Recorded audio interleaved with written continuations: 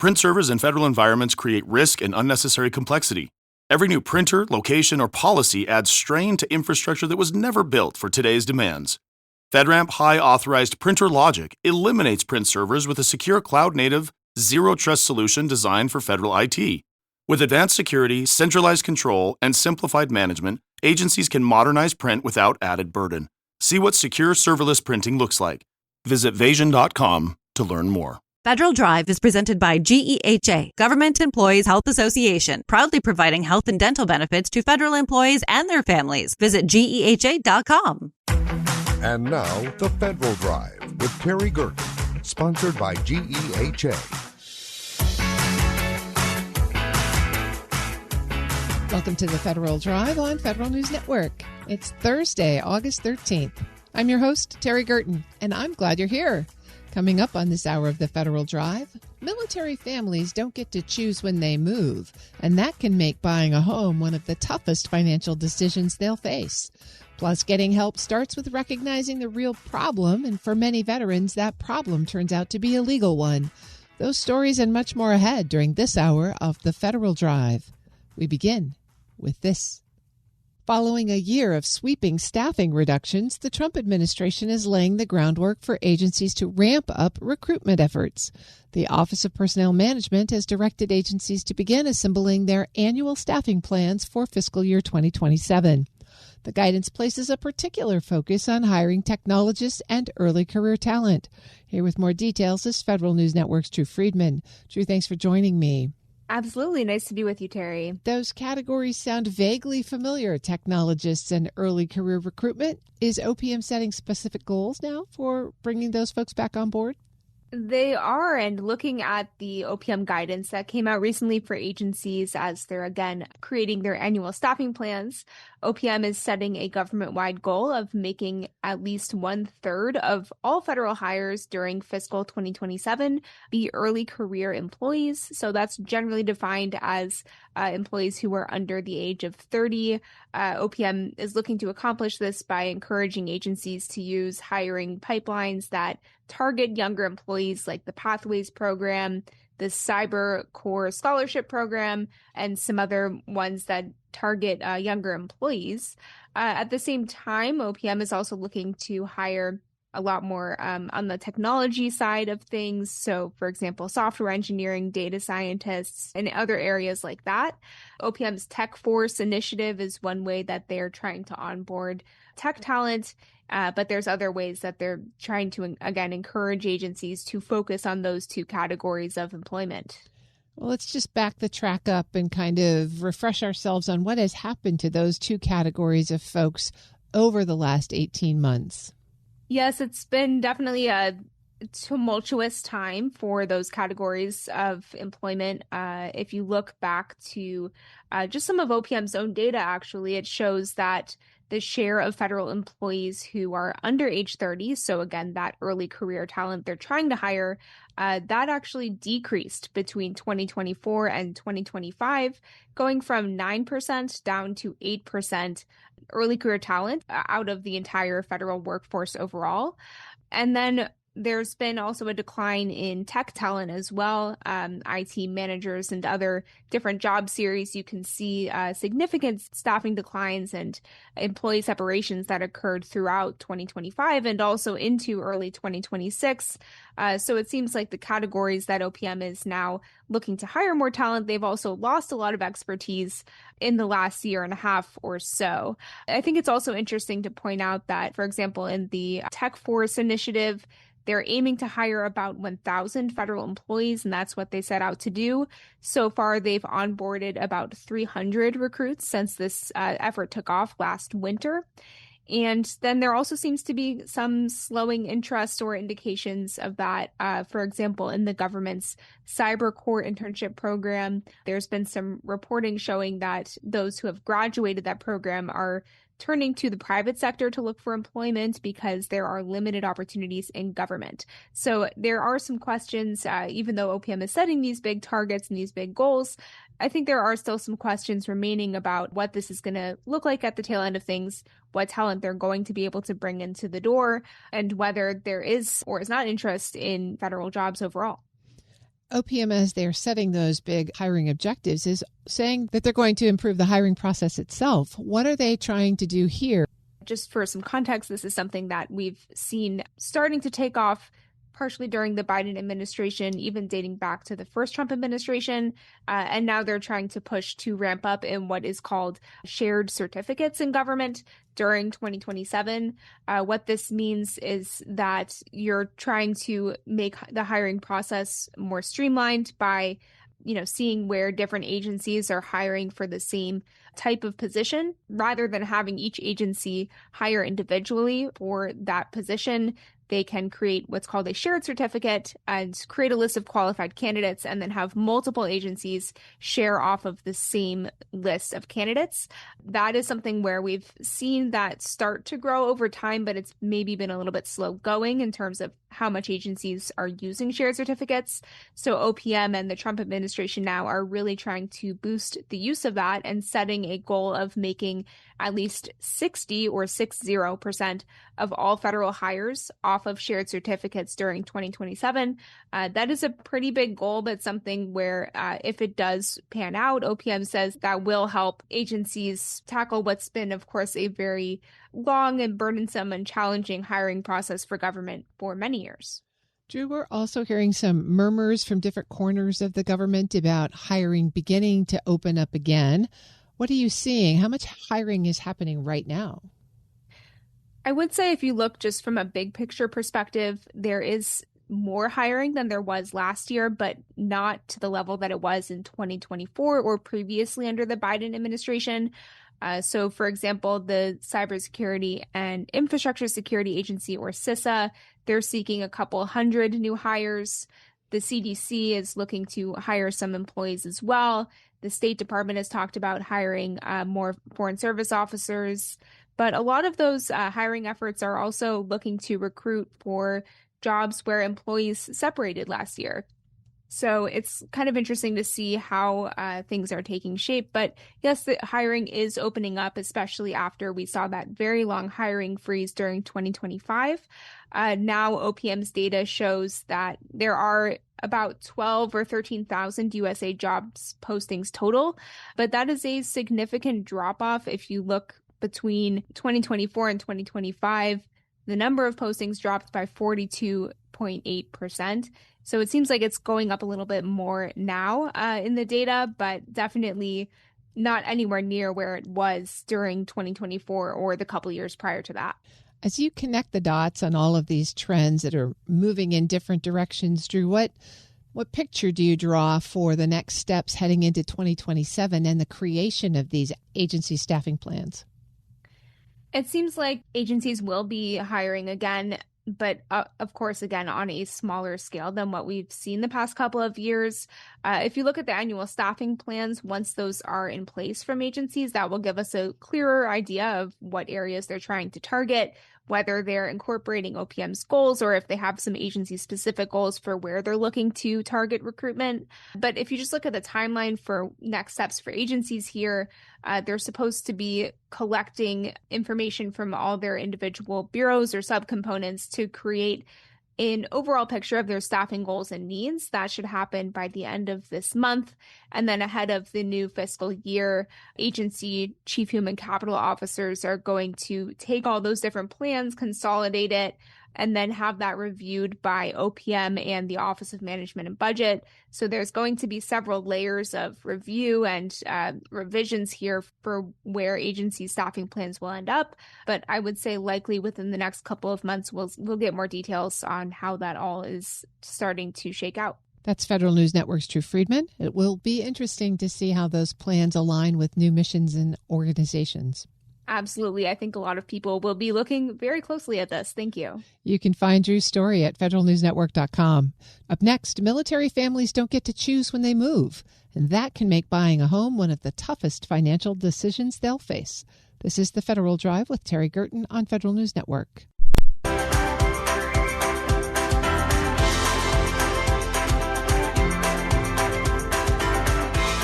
Welcome back to the Federal Drive with Terry Gerton on Federal News Network. When military orders arrive, families may have only a short time to make one of the biggest financial decisions of their lives. Whether to buy, rent, sell, or hold a home can have consequences long after the move is complete.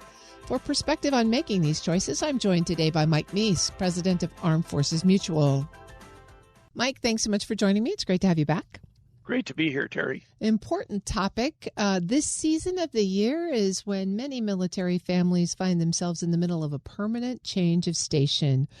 You and I have gotten those orders ourselves in the past, but in today's times, what is the first issue that faces that family when they think, oh, I have to move? Well, there's all kinds of things that affect the family, everything from the timing to the location to what are you going to do during the interim time period. How else is everything else going to happen? And then once you get to that new duty station, everything that happens with a new location. Am I going to rent? Am I going to buy? Are there going to be government quarters available? What schools are my kids going to go into? Is my spouse going to be able to take her job with her or him? And all of those kinds of factors all cavalcade all at once as soon as you find out about where you're going. And in fact, the military really doesn't have enough housing for all of the people it has. So a lot of people live off base.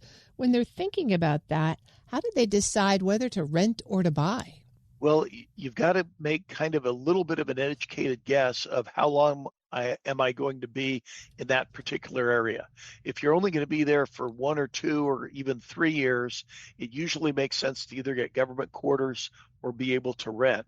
And again, you can do all kinds of calculations versus renting versus buying, but it's difficult to see how it makes sense financially unless you're going to be there for 3 years or more, or it's in a location where you think that the housing is stable enough for you to be able, and you plan on renting that out so that other people can do it. For example, my son was at Joint Base Lewis McChord. They lived in a house there. They knew that they were only going to be there for about 3 years, but they very successfully rented that out for the ensuing 6 years because it's right outside of Fort Lewis. Fort Lewis is going to be there for a very long time, and they've had reliable military renters in there ever since they left. Both buying and renting come with their own sets of expenses. Sometimes those costs are clear, and sometimes those costs are kind of hidden. When you're counseling a family on how to make that determination, what are some of the things you want to make sure they look for?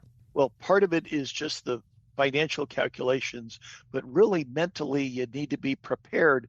If you're going to buy a home, that almost has to become your hobby. On many weekends, you're going to be gardening and you're going to be cleaning things up and you're going to be adding gutters or fixing this or fixing that. Is that what you want to spend your free time doing? And if you want to do that, you can probably enjoy that house and have it make money for you in the long run, but you have to realize it's somewhat of a lifestyle change if you decide to do that. And then once you decide if you're going to buy a home, you obviously need to go through all those stages of getting a mortgage and figuring out how to most effectively do that. What about on the renting side? What are some of the hidden costs there? Well, with renting, it's important to recognize that you've got all of the moving in expenses, the cost to establish utilities. Usually it's first and last month's rent. And if you're not prepared for that, that can be very expensive. For those people in the military, they can get an advance on their military pay for the dislocation allowance and other kinds of advances. It's important if you get that to put that in kind of a separate savings account so that you don't use that just for normal spending, but you actually have it set aside so that if you have to pay first and last month's rent or a deposit with the electric company or cable or internet, that you have those funds available for you. Mike Meese is president of Armed Forces Mutual. Mike, let's say someone has decided that buying is the right option. Then they have to get a mortgage. Sometimes the VA is a good option for them, but sometimes it's not. How do people think through whether to get a VA loan or go on the commercial market? Well, the first thing is the VA loan is available to anybody who is either in the military or a veteran. And the huge advantage of a VA loan is you can get that with zero money down. In other words, you can finance, if you're buying a $250,000 house, the entire $250,000. You do have to pay a VA funding fee, which is between 1.5% and 3.3%, but that gets rolled into your mortgage so that you don't have the money for a down payment. The VA works out effectively for you. The challenge though, is the cost of that VA loan can be a little bit higher because, of course, you're financing the entire amount. People can use your VA loan multiple times during your career. So in our case, we bought a house and sold it outside of Fort Hood, Texas, and then we were able to use that again. If you're going to use a loan a second time, that funding fee goes up from 1.5% to 3.3%. That's where you would want to have the money to be able to bring down the VA funding fee, which you can do if you put 5% down. And how do those compare to commercial market closing costs, for example? Well, the closing costs will be similar. Many of the VA closing costs, you actually are protected, so the closing costs will be slightly less. With a conventional loan, frequently you either need to put down 20% or pay for private mortgage insurance, so that will increase the overall cost of the loan. When we're looking at the mortgage market now, we find that the interest rates are within about a quarter of a point between VA and conventional. Usually VA is a little bit less, but again, it depends upon the area that you're in, and especially with interest rates fluctuating all the time, that can make a big difference. There's sort of a conventional wisdom that it takes you 3 to 5 years of residency to actually recover those closing costs. Is that rule still in effect today? Does it still apply? It is, because the cost of those closing costs is usually at least 6 or 7% of the cost of your home by the time you pay all of the fees that are involved. And so it takes at least 3 to 5 years to be able to recover those. Now, the important thing also for people today who, for example, got a home 5 years ago, they were only paying 2.5% for those mortgages then. Mortgages today are about 6%. So that puts an additional incentive for you to keep that house with a 2.5% mortgage and maybe rent that house out.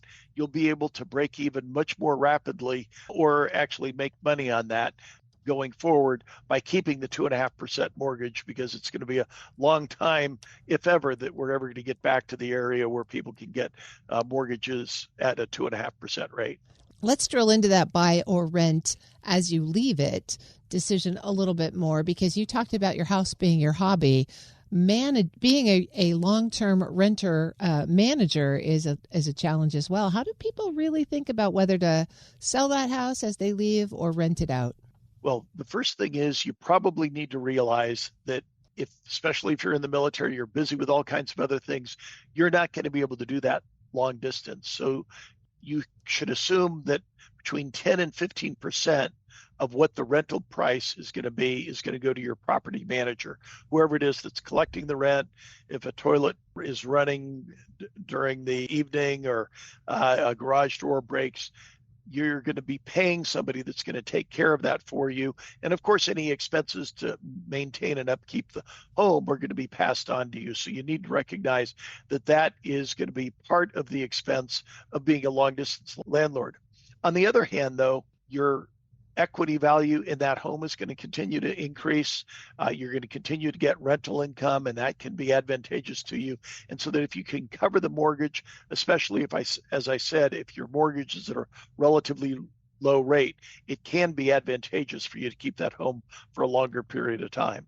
Mike, beyond just finding a new place to live, there are a lot of other expenses associated with moving from one place to another. What are some of the biggest ones that you've seen catch families by surprise? Well, a lot of it is just some of the moving costs that you don't anticipate. For example, you've got to move two cars from one side of the country to the other, and it may not make sense for you to drive both of them. And so consequently, you've got to ship that car, and the government may not necessarily reimburse you for that.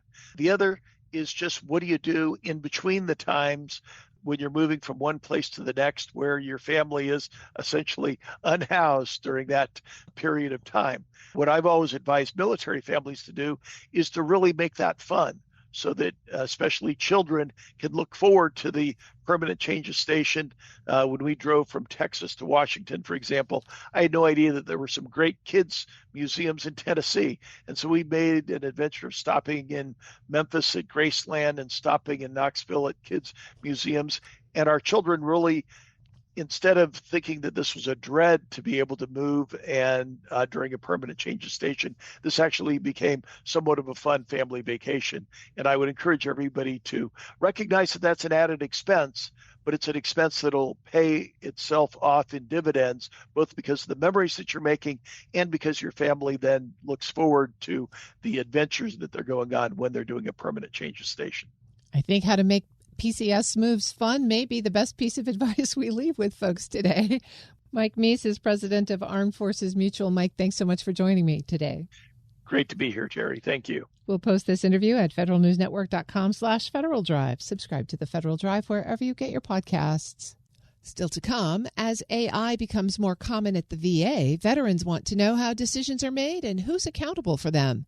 But first, getting help starts with recognizing the real problem. And for many veterans, that problem turns out to be a legal one. You're listening to the Federal Drive with Terry Gerton on Federal News Network.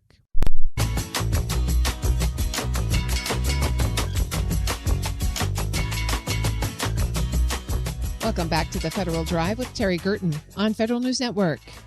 A housing problem, a benefits problem, or an employment problem may actually start as a legal problem. The challenge for many veterans is recognizing that early enough to get help before the consequences spread. We'll talk about a new effort to close that gap with Ron Flagg, president of the Legal Services Corporation.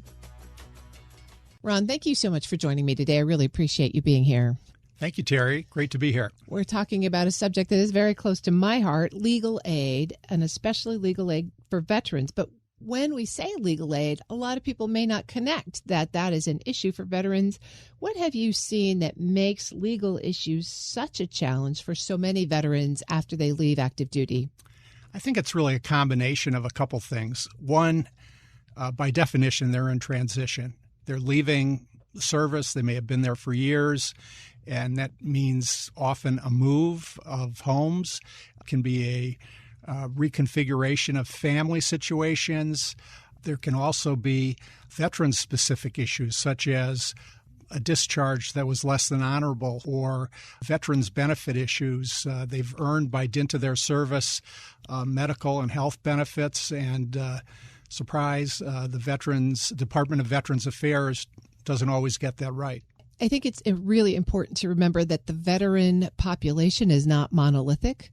Right? We're dealing with all kinds of demographics in there, folks whose service goes all the way back to Vietnam and even prior to that, and folks who just got out of the military a year or two ago and may have served in other kinds of conflicts. And of course, we have men and women and different ethnicities and all kinds of different backgrounds. What are the issues, the legal issues that veterans are most likely to need help with today? Well, homelessness is an issue for lots of people experiencing poverty, and veterans are no exception. And unfortunately, after serving our country, tens of thousands of veterans find themselves without homes. So that's one. I would say debt collection, again, an issue that confronts many people across economic lines, but certainly veterans experiencing poverty have debt issues. I think these issues related to discharge status and VA benefits are also prevalent, and family-related issues. Again, reconnecting with their families can often lead to legal issues. And typically a veteran is not going to present at a legal aid clinic with just one problem, right? So how complicated is it to sort of get a handle on the nexus of problems that a veteran might face and where to start? Well, let me give you a couple of examples to illustrate that. Let's talk about Larry Savage, a naval veteran who was living in Louisiana and had been getting VA benefits for a number of years and was able to stay in his home during that period. A clerical error was made by the VA, and the VA tried to claw back veterans' benefits previously paid, and that was going to put Larry out of his house. Legal aid came in, and by solving a financial problem, was also able to help with what would have been a housing issue. Or take Ray Haig, Air Force veteran in Ohio. Ray, between Social Security benefits and VA benefits, was living a relatively stable financial existence. Then all of a sudden, medical disaster hits. He finds himself in a nursing home. He's swamped with medical debt, and his whole way of life is threatened by this medical debt. Again, legal aid helps, assists, deals with the financial problem, and in doing that, takes care of health issues, housing issues, and other related issues. Ron Flagg is president of Legal Services Corporation. Ron, LSC has just put out a new toolkit for folks who are in the business of providing legal aid to veterans. Talk us through this toolkit and what's so important about it right now. Well, the toolkit is important for at least 2 or 3 reasons. Reason one, as I've described, the needs among veterans are very high. 3 out of 4 veterans experiencing poverty confront a serious civil legal issue every year. The toolkit is meant to empower those veterans. It's meant to help legal aid programs set up clinics to help veterans. And these are not just legal clinics. These are clinics at which legal aid programs are collaborating with healthcare providers, social service providers, and where veterans can begin to get the kind of services they need to retain their independence and their stability and being part of a community. So I think those 2 reasons are why it's so important. And these clinics are based on experiences throughout the country that have been effective in helping these many veterans with the interrelated civil legal issues that they confront. One of the things that I picked up really clearly in looking at the toolkit is the idea that a veteran shouldn't just get a referral and be sent on their way, that the concept of a warm handoff is really crucial here. Tell us what you've learned there. Well, Terry, we've all had the experience of waiting for a half an hour for somebody to answer a service line and then finally getting a human being and being told, sorry, I can't help you, but here's another telephone number to call. That almost never leads to help. So what we do at these clinics is have all of the service providers in the same room, and a person is able to help understand the myriad of problems that a veteran may present and introduce them live to another human being who can help, whether it be with a healthcare issue, a social service issue, or a legal issue. And that collaborative approach is really critical. You said you've tested this toolkit in several communities already. What are the lessons learned that are coming through that you're sharing more broadly? I think collaboration is key. Again, if we just view these as legal issues in isolation, it's almost never enough. Second, the clinic is not the end of the assistance for the veteran. It's really the beginning of creating a network of assistance, again, be it health, social service, or legal, that will put the veteran on a path to stability and continuity. Who reaches out to you, Ron, to set up these kinds of legal clinics? Is it pro bono attorneys? Is it city governments who are trying to address the veteran need in their community? Who is it that's starting the process? It's typically legal aid programs that we fund. We fund 129 programs across the country serving every zip code, or it may be a bar association that has taken veterans issue as an initiative. It can be a government.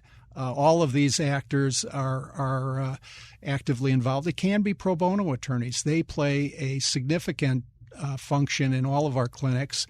And the pro bono attorneys, again, could be from private bar. They could be from bar associations, and they may want to organize a clinic because it's such a successful model. For veterans who might be listening to us now and they're thinking, wow, I could really use this kind of help. I have a legal problem that is messing up my life. How do they get started, and where do they start to look to find this kind of assistance? Well, they should go to their local legal aid program, and the easiest way to find it is to go to our website at lsclegalservicescorporation.gov, and there's a Find Help tab, and you just put in your zip code, and you'll be directed to one of the legal aid programs we fund. And all of our programs are anxious to help veterans, and they should be able to help any veteran who calls in. Are there steps that someone should take before they get to the legal clinic? I think there are resources online that help veterans identify the type of issues they may have. But I've got to say, because of this tangled web of issues that crop up, some of them dealing with the VA, some of them dealing with issues that can confront any person, you often need to talk to somebody to try to unravel those issues and get a full understanding. But there's certainly, at this point in history, a lot of information and resources online. But to understand those resources, a human being is often most helpful.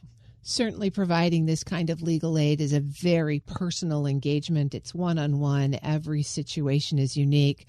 But thinking more institutionally, are there policies or programs or even laws that you would advocate for that might simplify a veteran's legal situation? Terry, I think a fundamental problem that faces anybody, but certainly veterans, is the myriad of different government programs and their disconnection from one another. Somebody may have a housing problem, they may have an employment problem, they may have a health care problem. So we're talking about the VA, we may be talking about the Department of Labor, we may be talking about Social Security, and they don't talk. Those agencies don't talk to one another very well, and there really is a need for a better identification of what the key issues are and their interrelationship and guidance as to how to overcome that labyrinth. And that's legal aid plays that role, but legal aid's ability to play that role is limited by a lack of funding. We are underfunded. Lots of legal aid programs are underfunded, and money isn't the answer to everything, but it's certainly a necessity, and legal aid has been perpetually underfunded for the last 50 years. Some of that resource constraint is now being addressed by technology and volunteers, and certainly LSC is a leader in helping our grantees use AI to improve their internal processes, but also improve their ability to reach out to people who need help and to provide help to those people. I've been speaking with Ron Flack. He's president of Legal Services Corporation. Ron, thank you so much for joining me, and thanks for the work you're doing. Thank you, Terry. We'll post this interview and a link to the toolkit at federalnewsnetwork.com/Federal Drive. Subscribe to the Federal Drive wherever you get your podcasts. Coming up next, as AI becomes more common at the VA, veterans want to know how decisions are made and who's accountable for them. This is the Federal Drive with Terry Gerton on Federal News Network.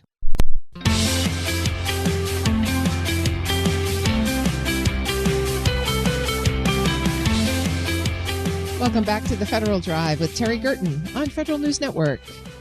The VA says people remain responsible for decisions affecting veterans' benefits and health care, even as artificial intelligence becomes more common behind the scenes.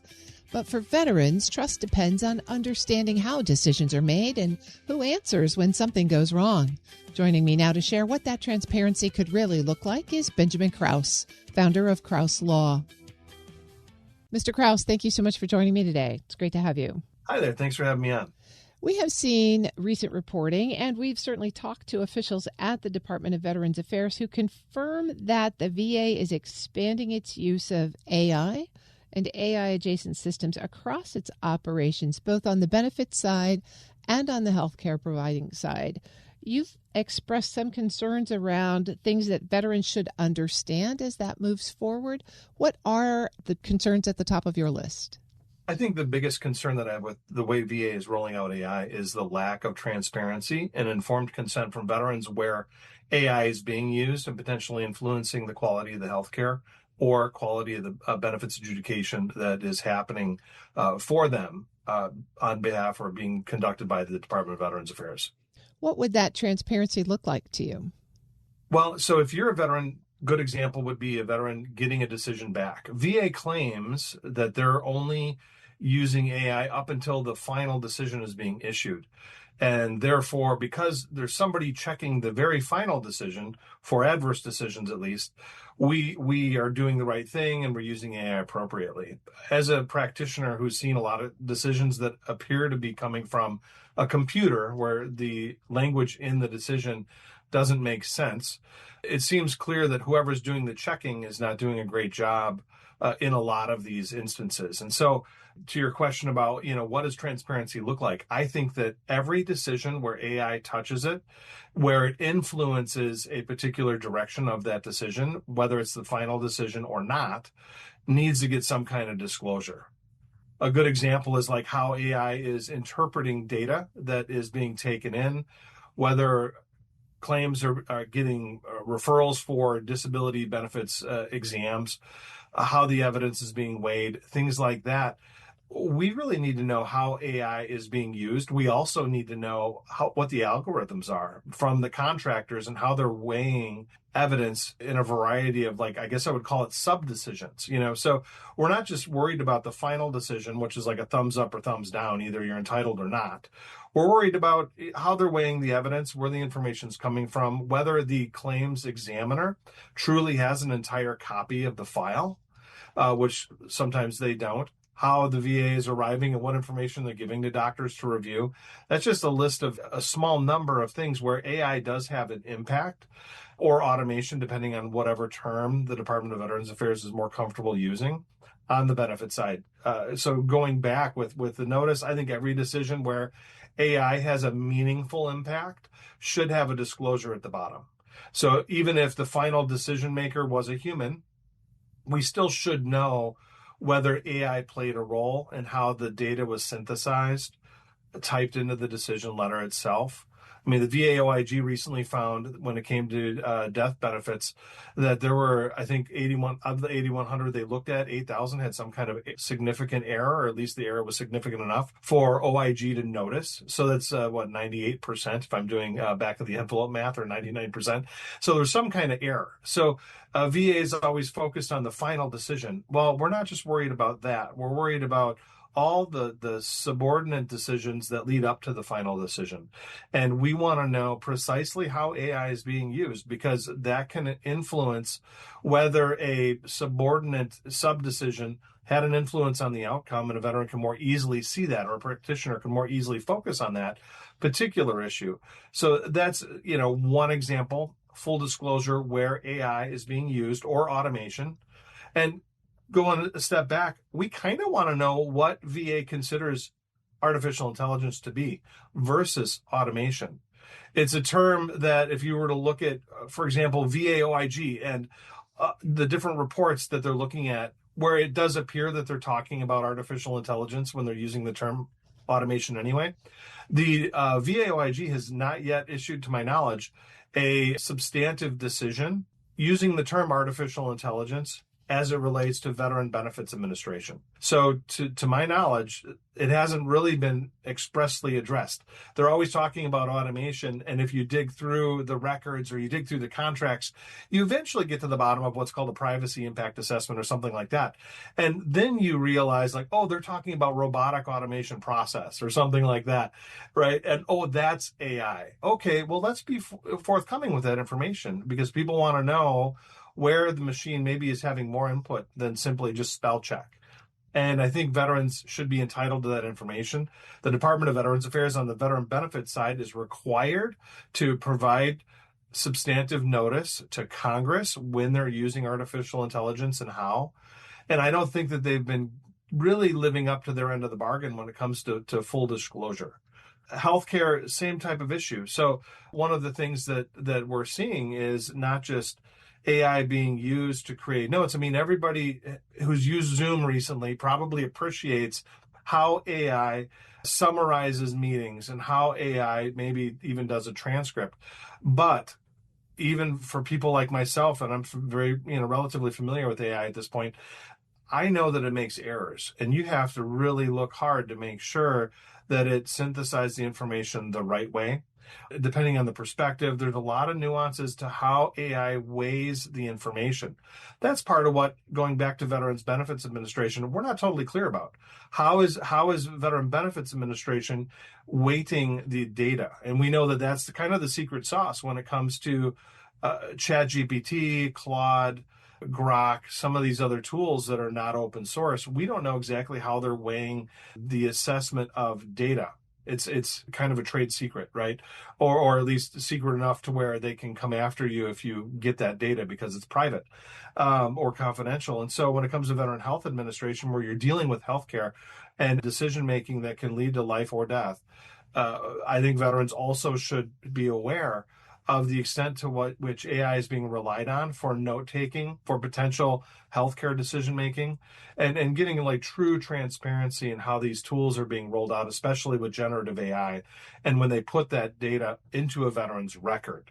A lot of people don't realize that when it comes to OIG, or rather when it comes to VHA and the health information, that information can also affect your benefits on the other side of the house, depending on how it's written. And so it's not just healthcare about a cold sore or something like that, or some very serious condition like a colonoscopy where they detect cancer. Like any of these types of medical records or notes can be used for a formal federal benefits adjudication on the other side of the house. So the VA really has kind of a double duty to make sure that the data they're putting into the record is accurate, and they need to be transparent with exactly how they're doing it with these different generative AI models. Benjamin Krause is the founder of Krause Law. So, Mr. Krause, you've expressed a number of concerns there and a set of examples about where it could be to the veterans, perhaps detriment if AI actually makes a mistake. But let's take a step back and maybe assume that VA does go the path that you've suggested, and a veteran's notification does have disclosure that AI was used and the algorithm is clear. If VA gets it right, what are the benefits to veterans here? Well, so if VA gets it right, it's going to cut down on human cost in their personnel. So that's one of probably the bigger moves. So if artificial intelligence is suddenly accurate and 100% accurate, and we can 100% trust it, then it's going to reduce the number of jobs that the VA has or requires within its existing workforce. I think that's kind of the first thing. And so what that also means is AFGE, one of the largest union shops in the federal, or involved with the federal government, that they're going to be probably losing headcount. So that's kind of a tertiary effect of this, right? So if AI does replace jobs, which is the promise, we're still not totally sure if that's going to happen, then it will reduce the headcount, which in theory would reduce the cost of personnel compared to the benefit outcome for veterans. So it may reduce the overall burden on the taxpayer of VA. It may also result in quicker decision-making in claims adjudications once it interprets information and that's accurate. In theory, it's going to reduce the amount of time that a veteran has to wait for benefits. And again, in theory, and I'll put that in air quotes here, in theory, it's going to help potentially also speed up the backlog for claims adjudications at the Board of Veterans Appeals. So that may also be a benefit. In the healthcare arena, it allows for potentially more comprehensive note-taking. And I think in that instance, though, we still want to make sure with veterans that they're granting informed consent to being recorded in this way. One thing that VA very frequently forgets is that veterans are humans, and that veterans are Americans, and that veterans are patients. And there are certain rights that Americans have and patients have to being recorded by a different party that's not party to the communication. So like in California, it might be illegal. Because California has certain recording laws, maybe states like Illinois. There are quite a few states that have recording laws. And so when it comes to healthcare, VA really does have a duty to inform the veteran, hey, you're probably being recorded. This is going to be going into your medical file. That also may result in eradicating the patient-doctor confidentiality relationship that does exist because it's being recorded.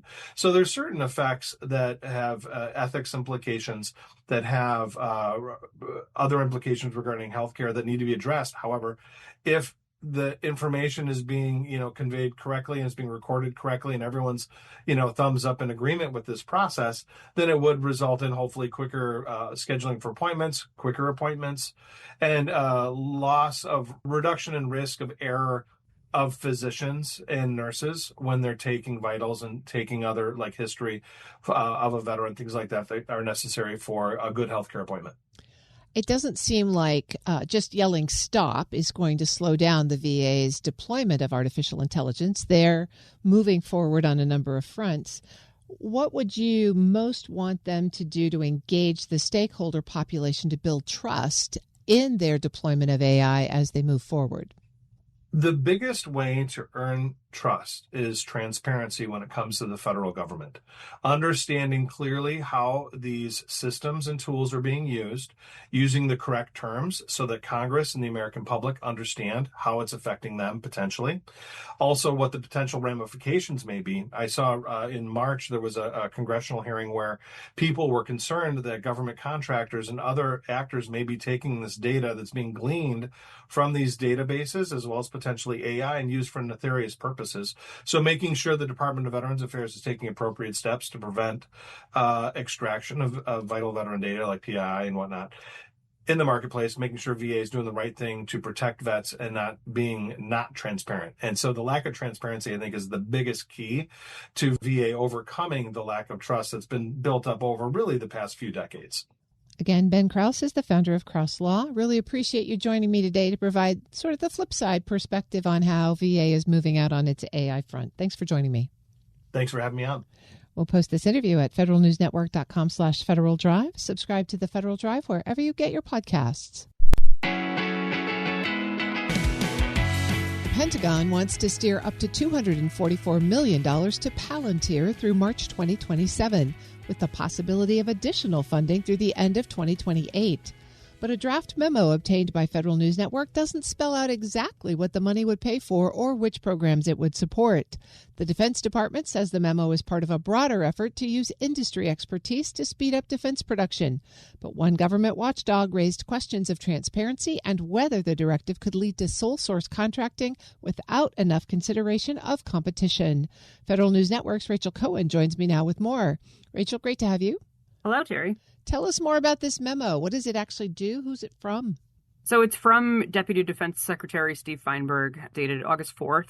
It's a draft memo that basically tells the Pentagon acquisition boss and the comptroller to make up to $244 million available for Palantir services through, the next 8 months or so. And, also importantly, it looks beyond that and it says, hey, military services, find funding options for Palantir through the end of 2028. So it's not the same thing as a contract award for $244 million, but it's a strong signal that the department expects to keep funding the company's work. How unusual is it that the memo doesn't identify any specific programs or contracts that it wants to support? Yeah, we don't see that a lot. It's one of the big questions kind of raised by this memo. It's a little difficult from the outside to know exactly what they want to buy, if that's something that they already use, like Maven, or if there's another project that it would go towards. Pentagon says it's a planning directive and that it has put out other, similar memos for companies, but without specifying what they want to support with this money and kind of leaving it open-ended, it makes it a little difficult to assess how much of a role the company, is going to play going forward. And, when there's reprogramming requests and things like that say, we were appropriated this money for something else, but we actually want to use it for, X company's program, they typically do say, what contract or what program that money would be moved to. So, it could be a situation where, this is a planning memo and then a later version would have a specific program. But as it stands right now, it kind of reads as, hey, we like Palantir. Palantir's doing a great job. Let's find more money for Palantir. Well, you raise an interesting question there. Why is Palantir the one that's getting this special treatment? Yeah, so Palantir is one of the Pentagon's most prominent tech companies right now, particularly with data analytics, data integration, AI, all of those things that are really big right now. So in this case, DoD says Palantir is helping both the Pentagon and defense contractors find bottlenecks in production and maintenance, especially for, kind of critical weapons, especially related to the shortage that the U.S. has right now amid the war in Iran. So, it's saying, hey, this company is really helping us kind of connect the dots to speed up production, speed up maintenance, identify, where we're not doing well. So there's a pretty clear operational reasoning for why the Pentagon is interested in doing more work with them. The question isn't necessarily whether Palantir has useful products. It's just whether the usefulness justifies directing a ton of future work toward one company without more transparency about what the government is buying and, without a more kind of full and open competition process. The Pentagon says this is related to its new bond initiative. Tell us what that is and how they might be connected.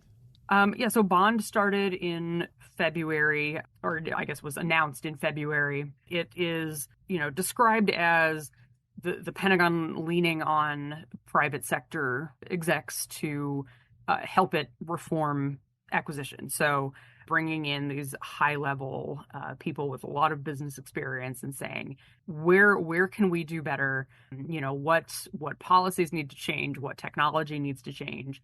And really, giving them more of a front row seat than I think past administrations have done. Obviously, industry always has their ear to a certain degree, but this really focuses more on commercial sector best practices. So, it appears, just judging by the Pentagon's response to this, which is, this reflects kind of our broader work through bond. It appears that the folks that they're working with from industry, maybe have a more direct line to funding as a result of those conversations that aren't necessarily public. Whatever discussions they're having about what to change, what to do better, it appears to be translating into maybe sort of open-ended work orders. That approach to acquisition prioritization is pretty unusual. Are you hearing much about concerns about this approach? Yeah, so I talked to one person at the Project on Government Oversight, who's a big federal watchdog here in Washington. And so their defense leader, Greg Williams, said you would expect the department to have a clear justification for essentially sole sourcing work like this. The memo doesn't say, hey, we need X, Y, and Z capabilities, and we're going to see who from industry can give them to us. It says, we like the work that Palantir does, and we want to find money for it. So, it doesn't necessarily mean that the Pentagon is violating procurement rules.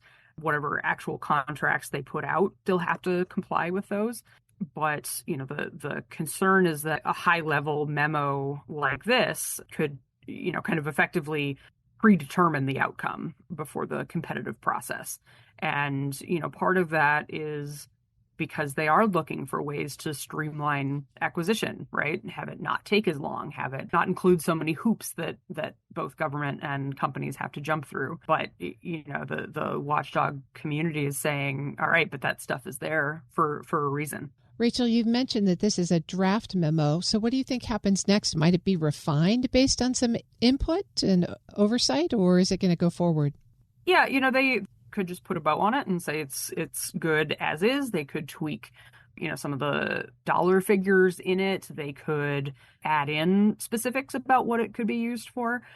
So we'll be watching, does that turn into specific contracts, especially for this particular amount of money, up to $244 million, looking for new line items in the service budgets for the next couple fiscal years that say, this is a new thing for Palantir. Congress could also be interested in this, right? It's a very in the appropriators lane, right? And so Congress could say, if this is a routine process that DoD is using with its industry partners now, how many other companies have gotten similar directives, how much money, and so that would help establish whether this is really routine acquisition planning now or whether Palantir is receiving, favorable treatment.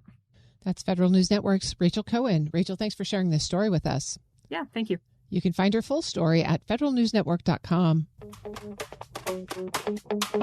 The Federal Drive with Terry Gerton is produced by Eric White and Michelle Sandiford. Our web editor is Stephanie Wright. For the latest updates, stay with federalnewsnetwork.com or follow us on Facebook, YouTube, and LinkedIn. I'm Terry Gerton. Thanks for listening.